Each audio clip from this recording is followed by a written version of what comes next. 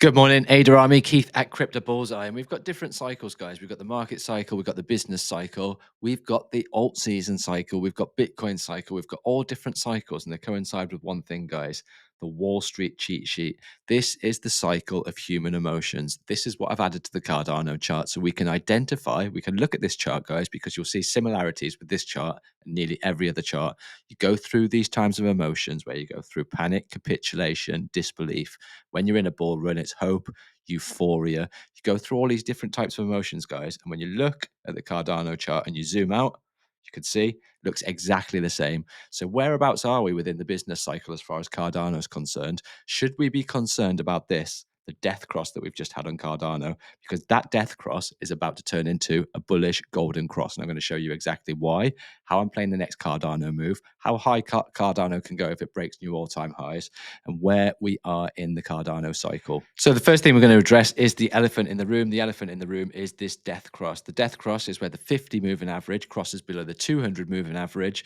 Then we're waiting for the opposite to happen, guys. We're waiting for the 50 to cross back over the 200. And that's exactly what's happening. Look at the trajectory of this. 200 moving average is moving in an upwards trajectory. The 50 moving average has started to curve up, guys. This death cross is going to turn into a bullish cross.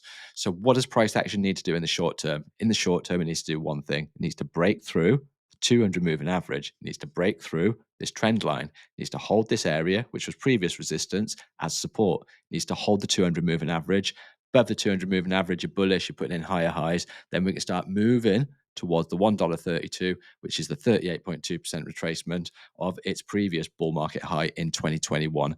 So that's the aim of the game, guys, in the short term. As far as the market cycle is concerned, let's go through some emotions, because it's not about time in tops. It's not about time in bottoms. It's about time in the market, guys. Time in the market. That's what you get a build phase for. That's what you get a distribution phase for, i.e. scaling out of the market, scaling in the market at different times.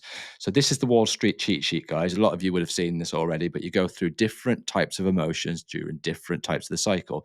Why does it happen like this, guys? Because the world looks different at different stages. Sometimes we've got quantitative easing, sometimes we've got quantitative tightening, sometimes we've got high interest rates, sometimes we've got low interest rates, sometimes we've got stimulus, sometimes we've got money sucked out of the economy. That creates fear, that creates greed. The two biggest emotions, guys. You can see here, hope, optimism, belief, thrill, euphoria. This is your bull run. When you get to euphoria, everybody is going to know about crypto. Everybody is going to want to buy that shiny object. Every single person is going to think that thing's going to go to the moon. When we're in euphoria, everyone's over leveraged. Then we get the pullback.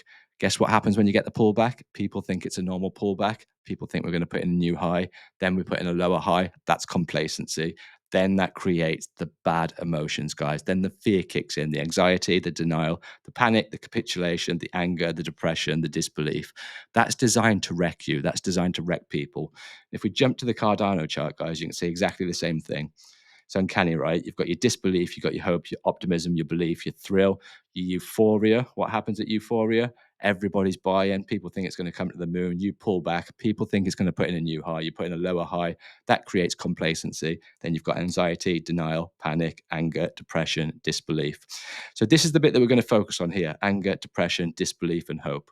So if we have a quick look at there, anger, depression, disbelief, and then you start the start of the new cycle, guys, hope. So this is where we are now at the start of the new cycle. We're very early on at the start of the new cycle. We're in the hope phase.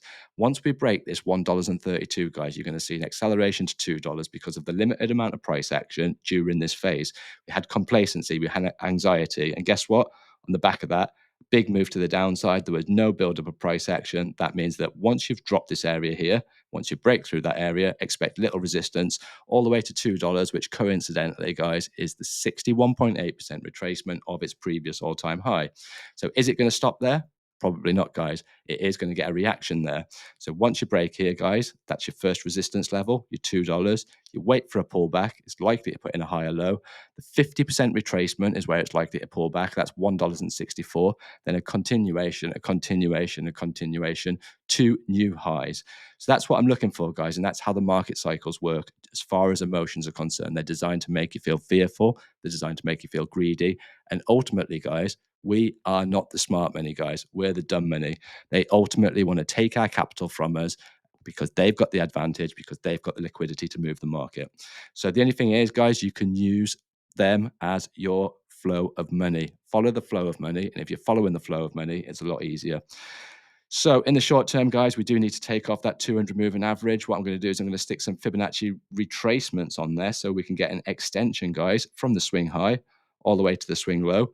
We're looking for two levels. We're looking for the 1272. We're looking for the 1618 as far as extensions are concerned. You've got the 1272, $3.89. You've got the 1618, $4.89. So if ADA puts in new highs during the course of this bull run, expect a $5 ADA is what I'm saying.